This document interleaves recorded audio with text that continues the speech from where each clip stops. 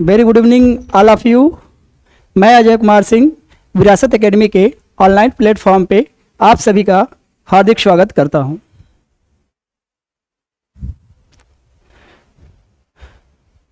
Dear students, आज हम सब राजनीतिक ज्ञान के अंतर्गत एक नए टॉपिक भारतीय संविधान के स्रोत के बारे में विस्तार से अध्ययन करेंगे। डियर स्टूडेंट्स, आप लोगों के अंदर जोश भरने के लिए मैं दो शब्द कहना चाहता हूं, ध्यान से सुनिएगा। शिक्षा शेरनी का वह दूत है जो जितना पिएगा उतना ही दहाड़ेगा। उठो जागो और तब तक ना रुको जब तक मंजिल की प्राप्ति न हो जाए। स्वामी विवेकानंद ने यह महत्वपूर्ण लाइन हम सभी युवाओं के लिए बोला है, तो आप सब लोग उत्साह से भरे रहिए ताकि जो आपने ड्रीम देखा है उसको सच कर पाए।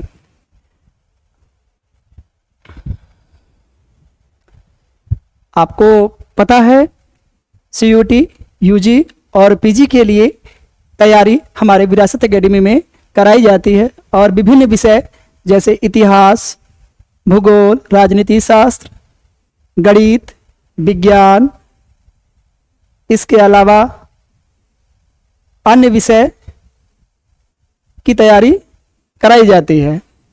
आप सभी लोग मन लगा करके हमारे विरासत एकेडमी से जुड़े और अधिक से अधिक उससे लाभान्वित हो।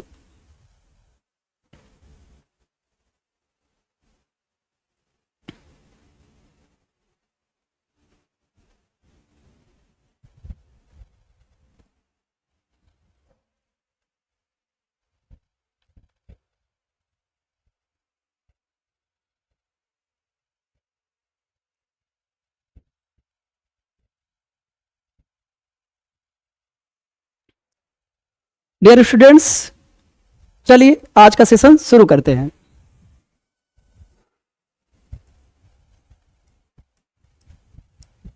भारतीय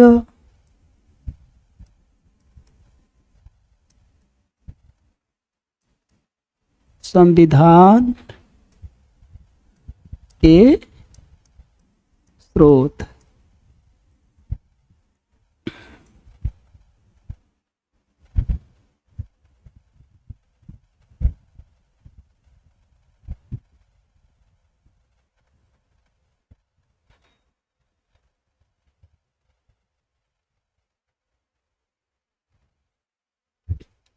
डियर स्टूडेंट्स, भारतीय संविधान के स्रोत से यह मतलब है कि भारतीय संविधान में भिन्न भिन्न देशों के संविधान से कौन सी विशेषताएं ली गई है।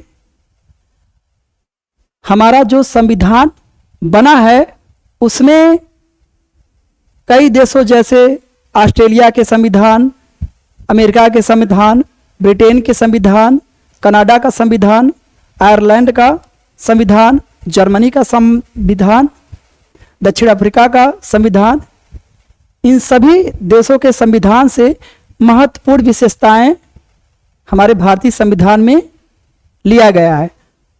तो आज इसी के बारे में हम चर्चा करेंगे। तो आइए देखते हैं स्रोत।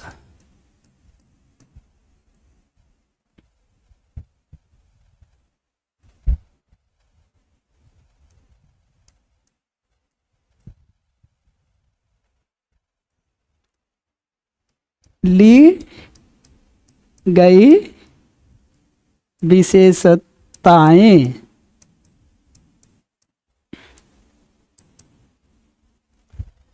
सबसे पहले हम ब्रिटेन के संविधान के बारे में चर्चा करेंगे कि ब्रिटेन के संविधान से क्या क्या महत्वपूर्ण विशेषताएं हमारे भारतीय संविधान में ग्रहण किया गया है।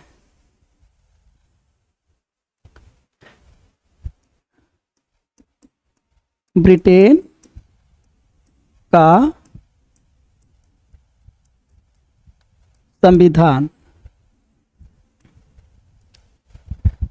आप सभी को पता है एक लंबे समय तक हमारे देश में ब्रिटिश सरकार का शासन रहा है, तो हमारे भारतीय संविधान पर ब्रिटिश शासन का प्रभाव होना स्वाभाविक है।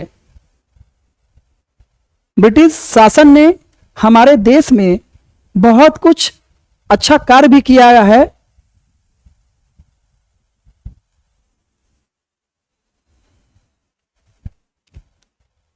विधि का शासन, हमारे भारतीय संविधान में विधि के शासन की विशेषता ब्रिटेन के संविधान से अपनाया गया है। हमारे भारतीय देश में कानून का शासन चलता है, और देखा जाए तो कानून का जो मुख्य स्रोत है वह हमारा भारतीय संविधान है। भारतीय संविधान के अनुसार हमारा भारत देश चलता है। सबसे ऊपर कानून है, और कानून का सबसे बड़ा जो स्रोत है वह भारतीय संविधान है। हमने पहले भी आपको बताया था संविधान के अर्थ के बारे में कि संविधान नियमों और कानूनों का एक लिखित विस्तृत दस्तावेज है, जिसके आधार पर किसी देश का शासन चलाया जाता है। इसके अलावा संसदीय प्रणाली,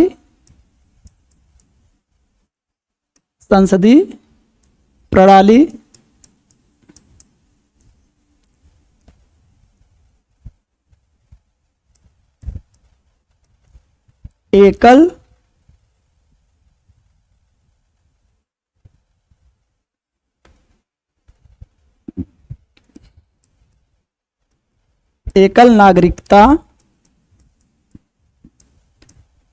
नागरिकता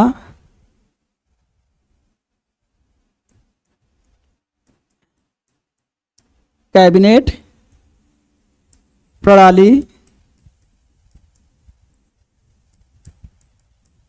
संसदीय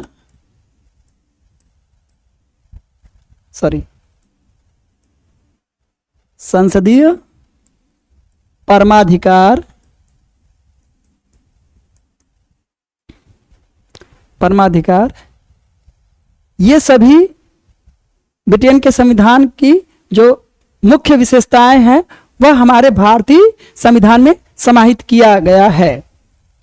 संसदीय शासन प्रणाली क्या होता है? संसदीय शासन प्रणाली वह होता है जिसमें कार्यपालिका दो प्रकार की होती है, पहली नाम मात्र की, दूसरी वास्तविक कार्यपालिका। यदि भारत में देखा जाए तो केंद्र में नाम मात्र की कार्यपालिका राष्ट्रपति है, और वास्तविक कार्यपालिका प्रधानमंत्री और उसकी मंत्रिपरिषद है। वही हम विभिन्न राज्यों में देखें, भारत में जितने भी राज्य हैं, तो राज्यों में नाम मात्र की कार्यपालिका का वास्तविक अध्यक्ष जो होता है वह राज्यपाल होता है, वही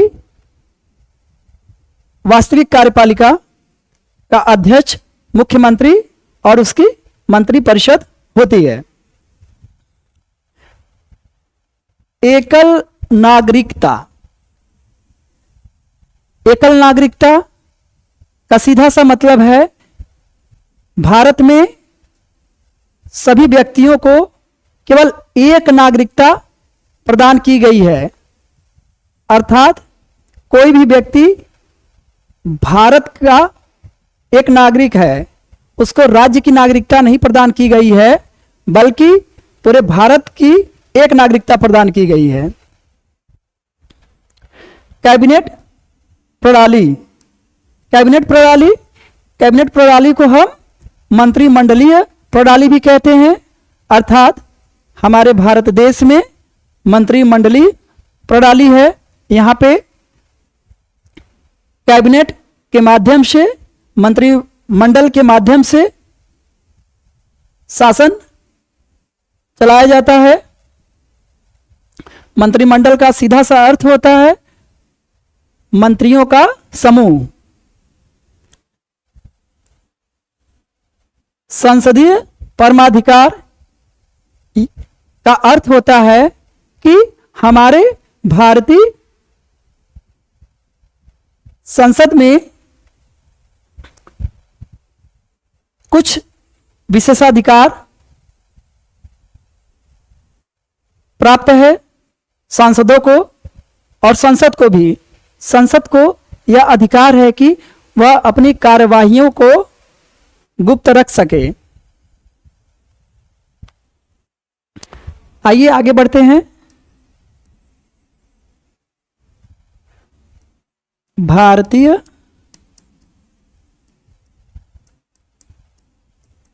शासन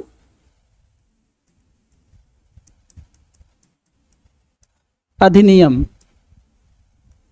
1935, जो कि भारत में ही बना था। हमारे भारतीय संविधान में कुछ खास विशेषताएं भारतीय शासन अधिनियम 1935 से लिया गया है। आइए जानते हैं वह कौन कौन सी विशेषताएं हैं जो भारतीय शासन अधिनियम से भारतीय संविधान में लिया गया है। सबसे पहले हम देखते हैं संघीय तंत्र।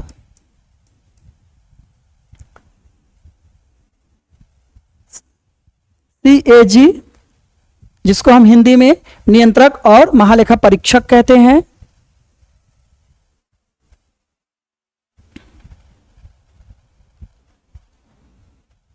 लोक सेवा आयोग, लोक सेवा आयोग,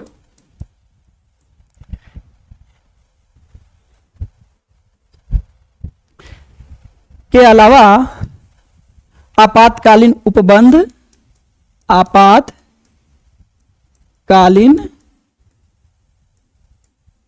उपबंध जैसी महत्वपूर्ण विशेषताओं को हमारे भारतीय संविधान में लिया गया है।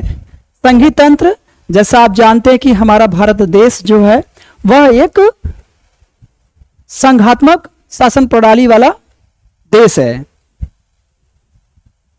संघात्मक शासन की व्यवस्था होती है, संविधान की सर्वोच्चता, शक्तियों का विभाजन, द्विसदनी व्यवस्थापिका, इसके अलावा स्वतंत्र एवं निष्पक्ष न्यायपालिका, यह सब विशेषता संघीय शासन की है।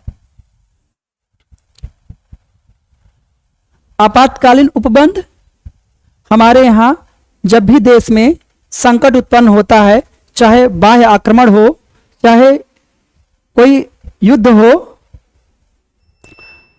तो उसके लिए भारतीय राष्ट्रपति को यह अधिकार है कि भारत में आपातकाल लागू करे और संपूर्ण शक्तियां केंद्र सरकार से संचालित हो। आगे बढ़ते हैं। तीसरा, अमेरिका का संविधान।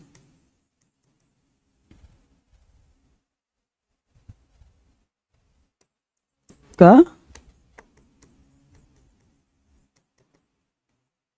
संविधान, हमारे भारतीय संविधान में अमेरिका के भी संविधान से कुछ महत्वपूर्ण विशेषताओं को ग्रहण किया गया है।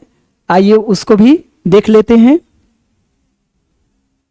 मूल अधिकार, मूल अधिकार, न्यायपालिका की स्वतंत्रता,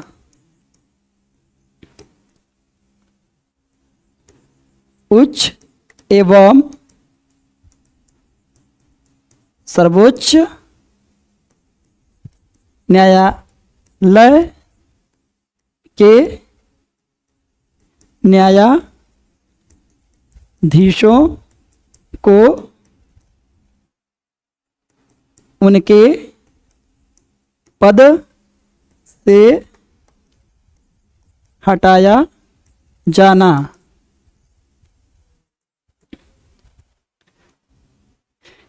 इसके अलावा उप राष्ट्रपति का पद राष्ट्रपति पर महाभियोग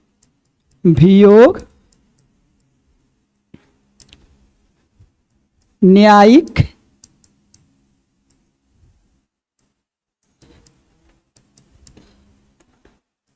विलोकन न्यायिक पुनर्विलोकन शक्ति,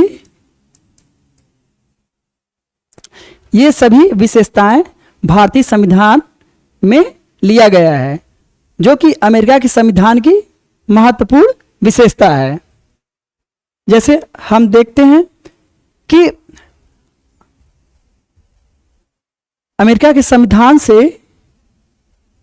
मूल अधिकार को ग्रहण किया गया। मूल अधिकार के बारे में आपको अच्छे से पता होगा। भारतीय संविधान में भारतीयों को 6 मौलिक अधिकार प्राप्त हैं, जिसको आप लोग अच्छे से जानते भी हैं। पहला समानता का अधिकार, दूसरा स्वतंत्रता का अधिकार, तीसरा धार्मिक स्वतंत्रता का अधिकार, चौथा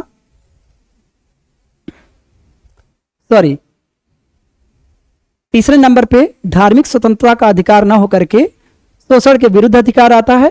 चौथे नंबर पे धार्मिक स्वतंत्रता का अधिकार है। 5वें नंबर पे भाषा एवं संस्कृति संबंधी अधिकार है और 6वें नंबर पे है संवैधानिक उपचारों का अधिकार। इसके अलावा हम देखते हैं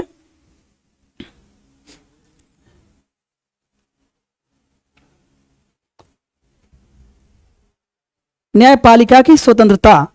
हमारे भारत में न्यायपालिका अपने कार्यों को करने के लिए पूरी तरीके से स्वतंत्र हो, चाहे उच्च न्यायालय हो, उच्च न्यायालय राज्य में होता है, चाहे सर्वोच्च न्यायालय हो जो कि केंद्र में होता है, वह अपने कार्यों के लिए पूरी तरीके से स्वतंत्र है। उस पर कोई बाहरी दबाव नहीं है। उच्च न्यायालय में, सर्वोच्च न्यायालय में जो भी केस जाते हैं उस पर उच्च न्यायालय, सर्वोच्च न्यायालय सुनवाई करते हैं और ईमानदारी पूर्वक निर्णय देते हैं। उच्च एवं सर्वोच्च न्यायालय के न्यायाधीशों को उनके पद से हटाया जाना, यह अमेरिका के संविधान की विशेषता भारतीय संविधान में लिया गया है। हमारे यहाँ उच्च न्यायालय है और सर्वोच्च न्यायालय। तो उच्च न्यायालय के जो न्यायाधीश हैं और सर्वोच्च न्यायालय के जो न्यायाधीश है, उनको अयोग्यता, कदाचार और रिश्वत के आधार पे जब उनके पद से हटाया जाता है तो यह जो प्रावधान है वह अमेरिकी संविधान से लिया गया है।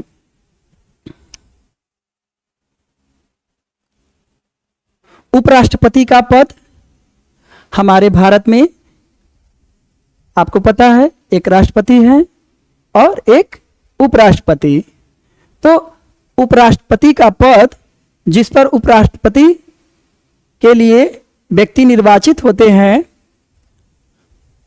यह पद भी एक विशेषता के रूप में भारतीय संविधान में लिया गया है। इसके अलावा राष्ट्रपति पर महाभियोग, यानी भारतीय संविधान में राष्ट्रपति पर जो महाभियोग लगाया जाता है वह भी अमेरिका के संविधान से विशेषता को ग्रहण किया गया है। न्यायिक पुनर्विलोकन शक्ति, आर्टिकल 136। हमारे भारतीय संविधान में न्यायिक पुनरावलोकन की शक्ति का भी उल्लेख है, जो कि अमेरिका के संविधान से लिया गया है। उच्च न्यायालय, सर्वोच्च न्यायालय, संसद द्वारा या राज्य विधानमंडल द्वारा बनाए गए कानूनों की व्याख्या करता है। यदि संसद द्वारा या राज्य विधानमंडल द्वारा बनाया गया कानून संविधान के किसी धारा के प्रतिकूल हो तो सर्वोच्च न्यायालय और उच्च न्यायालय ऐसे कानून को अवैध घोषित कर देती है। यही न्यायिक पुनरावलोकन का मतलब है।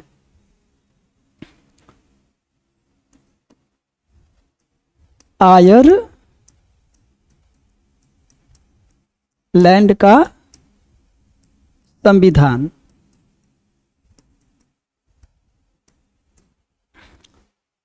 आयरलैंड के संविधान से भी भारतीय संविधान में महत्वपूर्ण विशेषताओं को ग्रहण किया गया है, जिसको हम क्रमशः देख सकते हैं। सबसे पहले हम देखते हैं कि राज्य के नीति निदेशक तत्व। राज्य के नीति निदेशक तत्व, यह विशेषता भारत के संविधान में आयरलैंड के संविधान से लिया गया है। इसके साथ ही साथ हम देखते हैं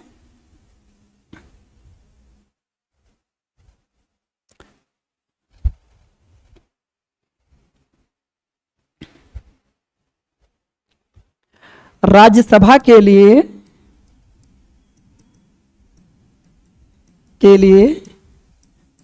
सदस्यों का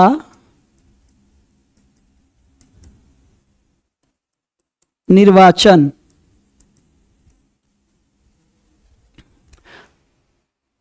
हमारे भारतीय संविधान में राज्य के नीति निदेशक तत्वों की विस्तार से चर्चा की गई है।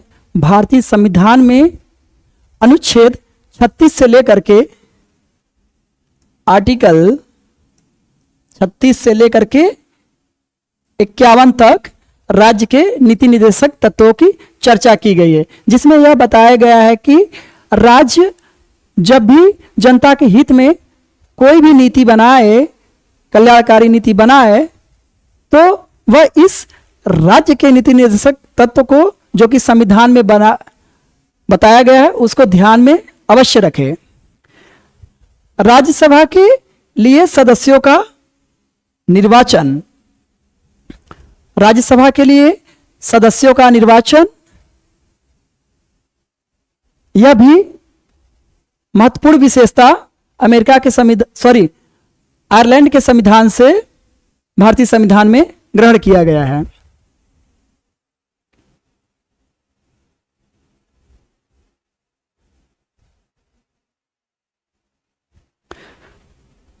इसके अलावा एक और महत्वपूर्ण विशेषता राष्ट्रपति के निर्वाचन की पद्धति, अनुच्छेद 55। हमारे भारत देश में राष्ट्रपति के निर्वाचन की पद्धति भी आयरलैंड के संविधान से लिया गया है। अनुच्छेद 55 में राष्ट्रपति के निर्वाचन की पद्धति का उल्लेख किया गया है। यह बताया गया है कि राष्ट्रपति के निर्वाचन में संसद के दोनों सदनों के निर्वाचित सदस्य और राज्य विधान मंडल के निम्न सदन विधानसभा के सदस्य भाग लेते हैं।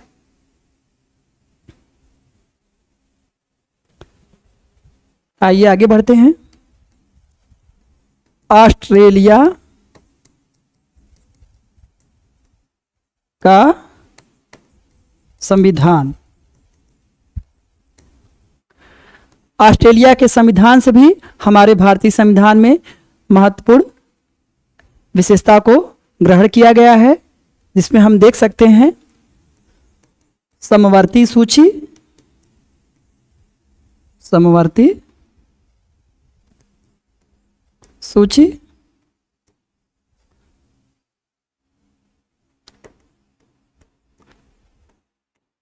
संसद के दोनों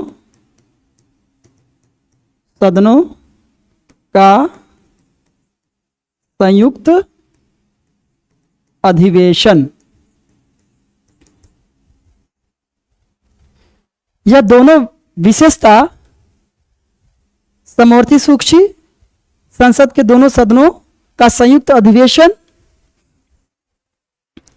भारतीय संविधान में ग्रहण किया गया है। समवर्ती सूची से क्या मतलब है? भारत में संसद कानून बनाने के लिए जिम्मेदार है। इसके अलावा राज्य में राज्य विधानमंडल कानून बनाने के लिए जिम्मेदार है। हमारे भारतीय संविधान में 3 सूचियों की चर्चा की गई है: संघ सूची, राज्य सूची और समवर्ती सूची। हमारे भारतीय संविधान के मूल में संघ सूची में कुल संघ सूची में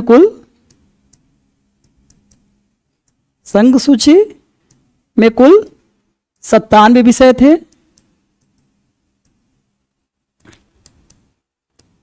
राज्य सूची में कुल 66 विषय थे। वही समवर्ती सूची में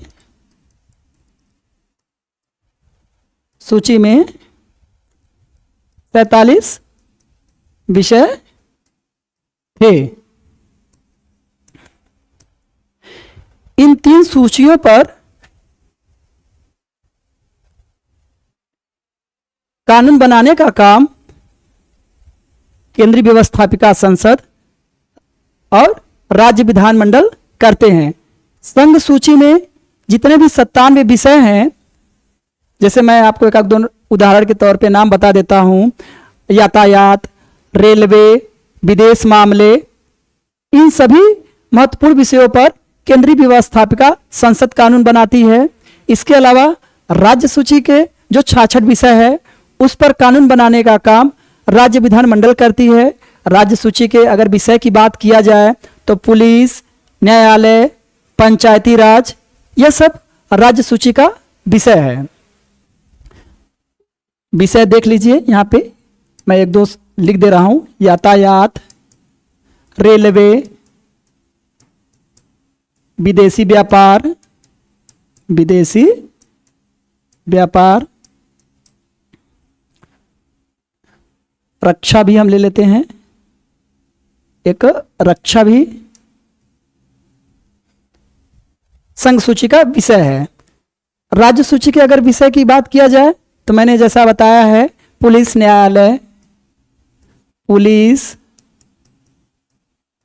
न्यायालय,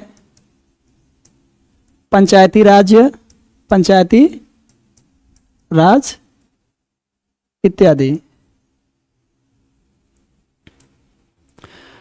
समवर्ती सूची में जितने भी विषय हैं, जैसा आप देख पा रहे हैं, कुल 47 विषय थे मूल संविधान में। तो समवर्ती सूची में जितने भी 47 विषय थे, अब समवर्ती सूची में वर्तमान में कुल 52 विषय है। और यह जो राज्य सूची है, वर्तमान में इसमें 61 विषय हैं।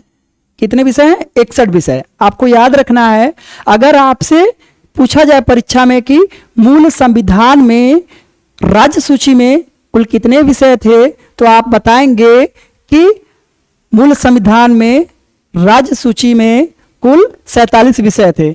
यदि यह पूछा जाए कि वर्तमान में राज्य सूची के अंतर्गत कुल कितने विषय हैं, तो आप बताएंगे 52 विषय।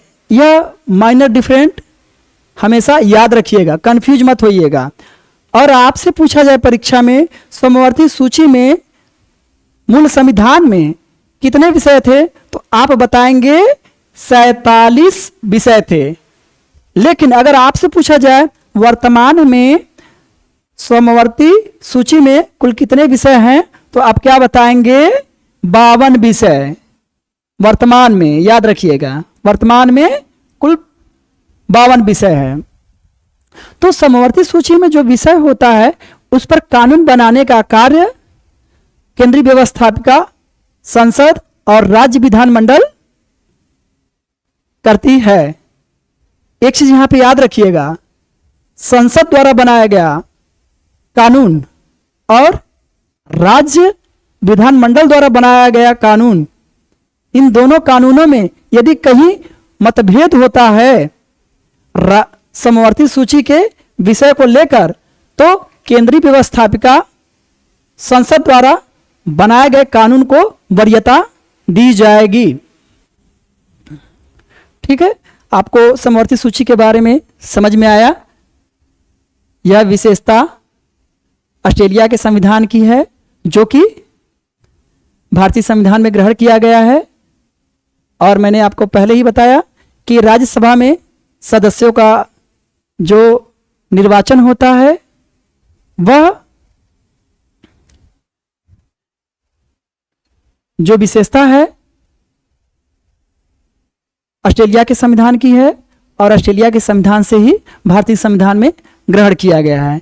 एक और महत्वपूर्ण आप बात याद रखिएगा कि ऑस्ट्रेलिया के संविधान से प्रस्तावना की भाषा प्रस्तावना की भाषा हमारे भारतीय संविधान में प्रस्तावना की चर्चा की गई है। हम भारत के लोग ऐसे करके हमारे भारतीय संविधान की प्रस्तावना शुरू होती है।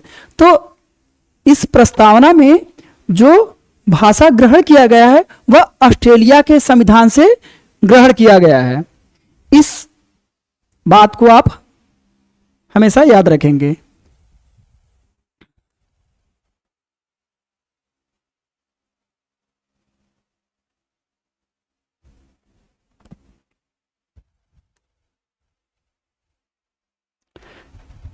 आगे बढ़ते हैं।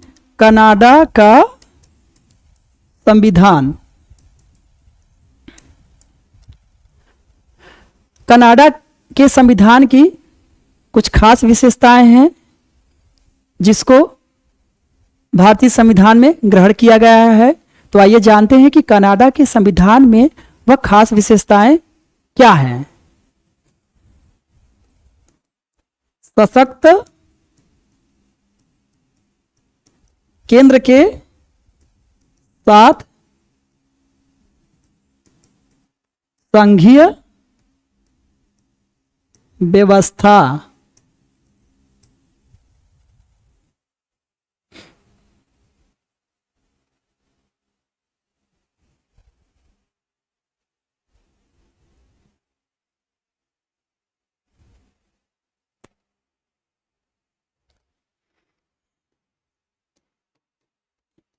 केंद्र द्वारा राज्यों में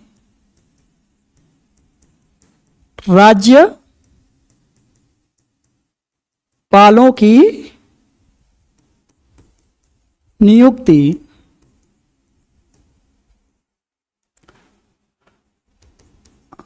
अवशिष्ट शक्तियां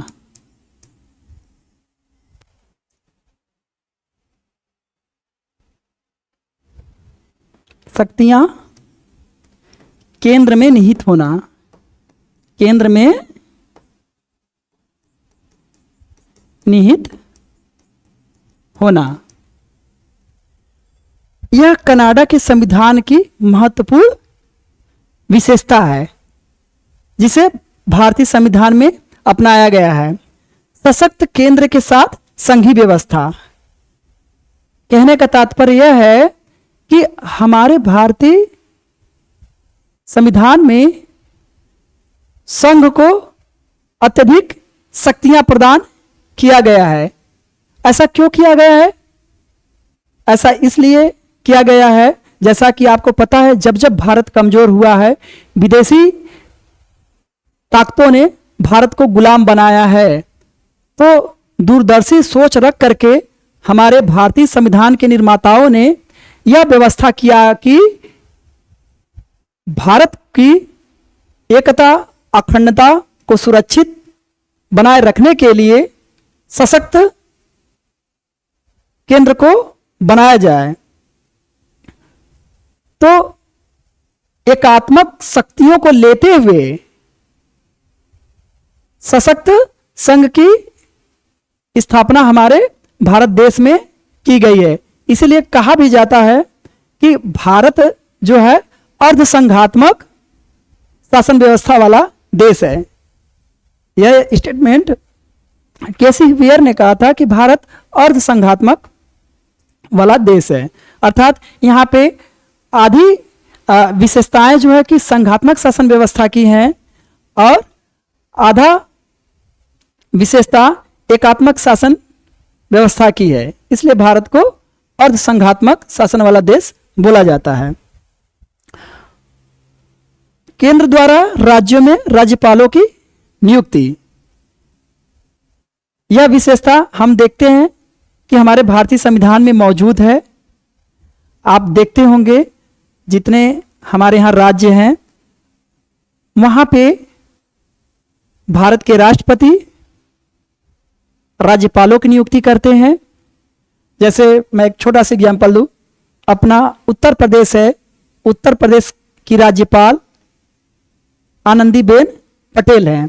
तो ये जो आनंदीबेन पटेल है, इनकी नियुक्ति भारत के राष्ट्रपति द्वारा ही किया गया है। अवशिष्ट शक्तियां केंद्र में निहित होना, हमारे भारतीय संविधान में कुछ अवशिष्ट शक्तियां हैं, ऐसी शक्तियां जो कि विशेष तौर पे केंद्र सरकार को दिया गया है।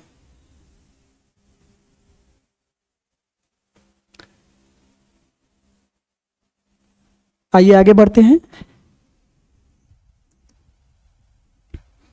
जर्मनी का संविधान, जर्मनी का संविधान, जर्मनी के संविधान से भी भारत में कुछ महत्वपूर्ण विशेषताएं ग्रहण किया गया है। आपातकाल के समय,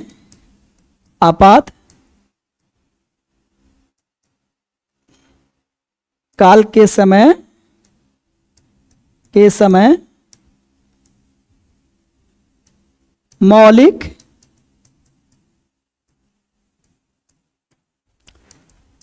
अधिकारों का स्थगन,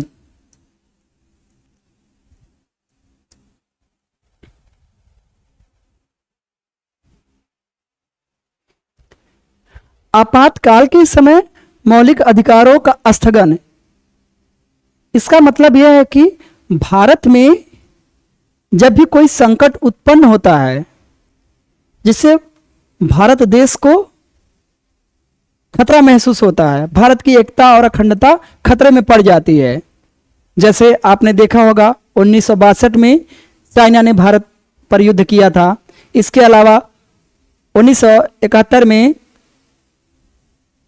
पाकिस्तान ने भारत पर युद्ध किया, 1965 में भी पाकिस्तान ने भारत पर युद्ध किया। तो ऐसी स्थिति में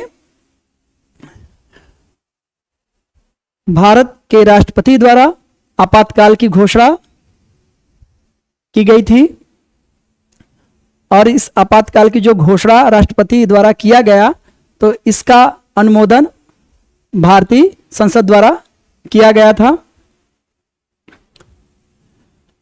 आपको पता है अनुच्छेद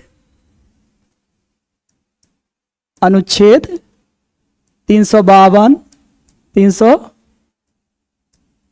356 और 360। यह 3 महत्वपूर्ण अनुच्छेद हैं जिसके आधार पे भारत में आपातकाल लागू किया जाता है। अनुच्छेद 352 के अनुसार जब भी हमारे भारत देश की एकता और अखंडता खतरे में पड़ती है, बाह्य आक्रमण होता है, तो उस समय आपातकाल राष्ट्रपति घोषित करते हैं। इसके अलावा अनुच्छेद 356 के अनुसार जब राज्य का शासन सही ढंग से नहीं चलाया जाता है तो राज्यपाल के प्रतिवेदन मिलने पर राष्ट्रपति पर्टिकुलर राज्य में आपातकाल की घोषणा करते हैं और अधिकांश शक्तियां वो अपने पास ग्रहण करते हैं। जैसा आप सुनते भी होंगे कि जम्मू कश्मीर में आपातकाल लगा, यानी राष्ट्रपति ने अपना कोई प्रतिनिधि आपातकाल के दौरान जम्मू कश्मीर में नियुक्त किया। इसके अलावा उत्तर प्रदेश हो चाहे पश्चिम बंगाल हो, जितने भी हमारे भारतीय स्टेट है उन सभी स्टेटों में लगभग आपातकाल लागू हो चुका है। एक आध स्टेट छोड़ दे तो सभी स्टेट में आपातकाल लागू हुआ है 356 के अनुसार। 360 के अनुसार अगर भारत में कोई भी वित्तीय संकट उत्पन्न होता है, जैसे होता है ना इकोनॉमिक क्राइसिस भारत में यदि आ रहा है, आर्थिक मंदी भारत में छा जाए, तो उस समय भी भारतीय राष्ट्रपति वित्तीय आपातकाल लागू कर सकता है। लेकिन आपको याद होना चाहिए कि भारत के इतिहास में अब तक कभी भी वित्तीय आपातकाल लागू नहीं हुआ है। इस चीज को आपको हमेशा याद रखना है।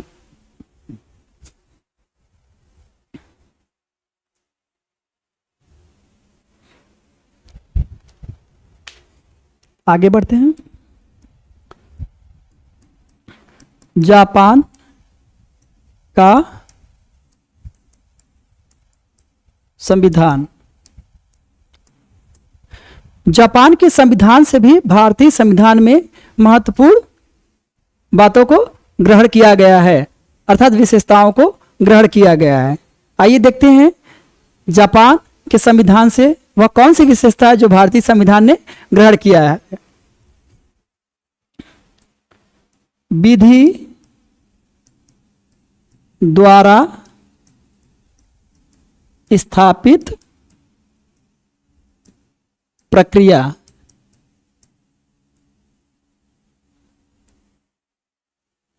विधि द्वारा स्थापित प्रक्रिया से मतलब यह है कि जो भी उच्च न्यायालय और सर्वोच्च न्यायालय केस पर निर्णय देगा वह विधि द्वारा स्थापित प्रक्रिया के आधार पर ही देगा। उच्च न्यायालय सर्वोच्च न्यायालय कभी भी विधि का उल्लंघन करके किसी भी मामले पर निर्णय नहीं देंगे। आगे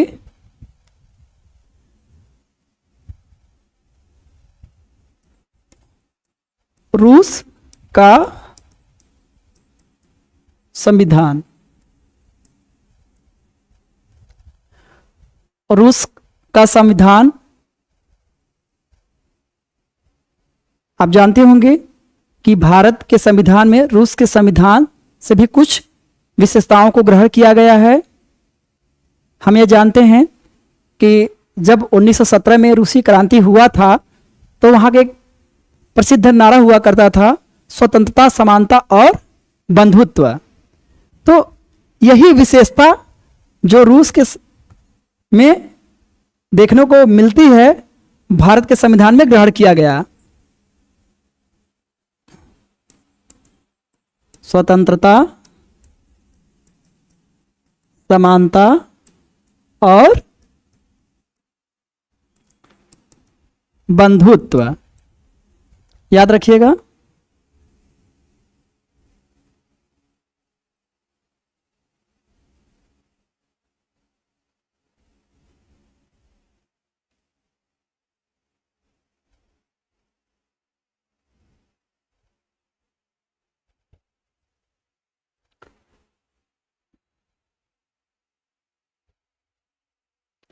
सॉरी, हाँ, एक चीज़ आपको क्लैरिफाई करना चाहेंगे।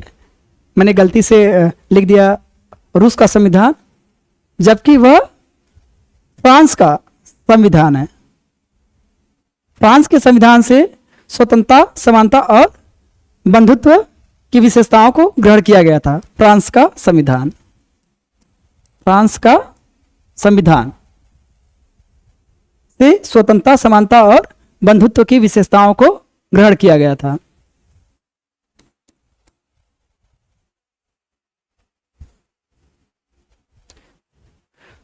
सोवियत संघ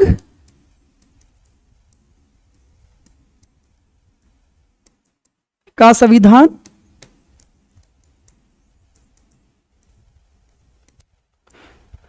सोवियत संघ का संविधान जब बना था तो उसकी महत्वपूर्ण विशेषताएं थी, जिसमें से कुछ खास विशेषताओं को भारतीय संविधान में ग्रहण किया गया। उसको हम देखते हैं। मौलिक कर्तव्य, मौलिक कर्तव्य,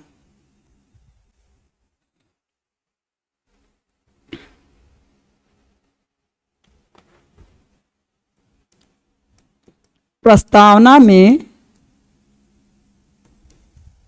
न्याय शब्द। मौलिक कर्तव्य, जैसा आप जानते हैं, हमारे भारतीय संविधान के द्वारा भारतीय नागरिकों को कुल 11 मौलिक कर्तव्य प्राप्त है।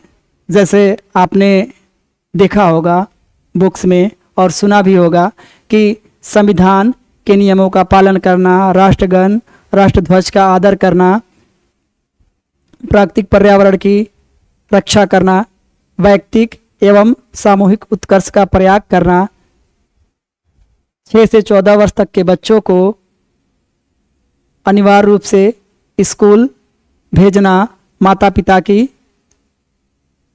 प्रमुख जिम्मेदारी होगी, या कहिए प्रमुख कर्तव्य होगा। हमारे भारतीय संविधान की प्रस्तावना में जो एक न्याय शब्द है वह सोवियत संघ के संविधान से ही लिया गया है। भारतीय संविधान की प्रस्तावना में 3 न्याय की बात की गई है। आप हमेशा रखिएगा दिमाग में कि 3 न्याय, वो 3 न्याय कौन कौन से हैं? सामाजिक न्याय,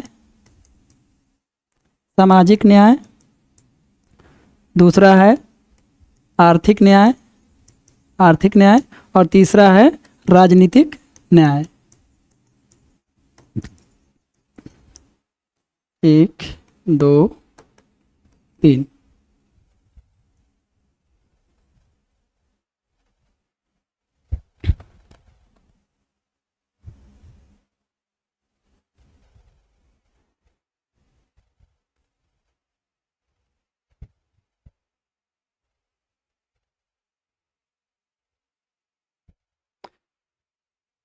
अब आइए लास्ट देखते हैं, दक्षिण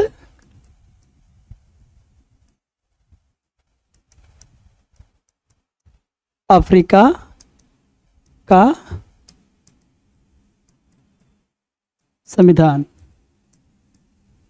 दक्षिण अफ्रीका के संविधान से भी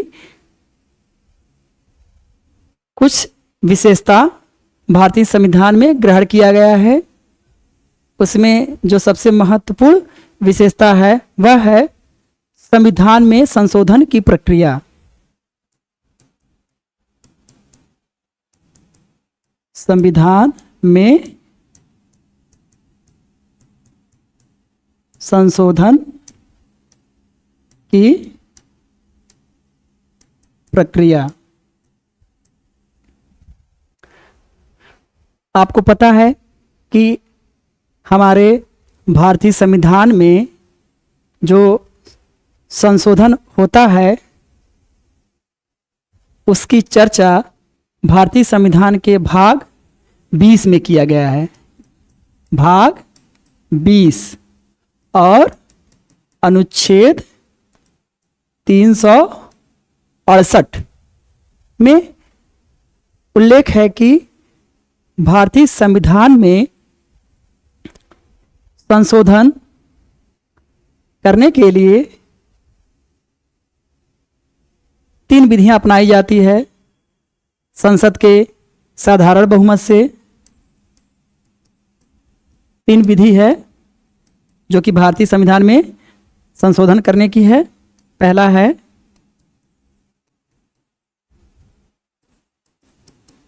संसद के साधारण बहुमत से, दूसरा है संसद के विशेष बहुमत से, और तीसरा है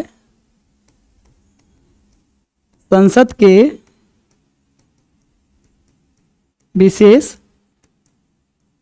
बहुमत एवं आधे राज्य विधान मंडलों की स्वीकृति से। ये 3 विधियां भारतीय संविधान में संशोधन के लिए अपनाई जाती है। जैसे मान लीजिए जो भारत है इसकी सीमाओं में वृद्धि करना हो या परिवर्तन करना हो, तो ये जो 3 विधि है, इस विधि में से जो पहला आप देख पा रहे हैं, संसद के साधारण बहुमत से भारत राज्य की सीमाओं में परिवर्तन किया जाता है या वृद्धि किया जाता है या सीमा विस्तार किया जाता है। साधारण शब्दों में कहे तो संसद के विशेष बहुमत से भी भारतीय संविधान में संशोधन किया जाता है, और संसद के विशेष बहुमत एवं आधे राज्य विधानमंडलों की स्वीकृति से भी भारतीय संविधान में संशोधन किया जाता है।